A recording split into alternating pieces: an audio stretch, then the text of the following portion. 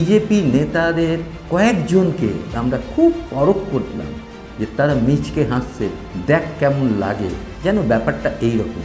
দলের প্রতি যদি প্রকৃত আনুগত্য থাকতো তাহলে আবার ফের বলছি, দিলীপ ঘোষ পশ্চিম মেদিনীপুর তার এলাকা, সেটা কিন্তু অটুট রাখতে পারতেন, কিন্তু পেরেছেন কি? তার নিজের জায়গা পর্যন্ত তিনি প্রচারে এসছেন কিনা সেটা আমরা জানি না। শুভেন্দু অধিকারীর যে পূর্ব মেদিনীপুরের দুটি আসন তিনি কিন্তু অটুট রেখেছে, ওটা ছিল তৃণমূলের আসন, সেখান থেকে কিন্তু ছিনিয়ে নিয়েছে। তাহলে স্বাভাবিকভাবে শুভেন্দু অধিকারী এখানে কিন্তু দলের প্রতি আনুগত্য যেটা দেখাতে পেরেছেন, সেইটাকে বিজেপির অন্যান্য নেতারা দেখাতে পেরেছেন।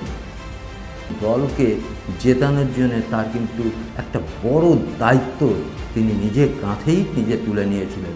অন্য কোনো বিজেপি নেতা কি সেটা নিয়েছেন? প্রশ্নটা কিন্তু থাকবে।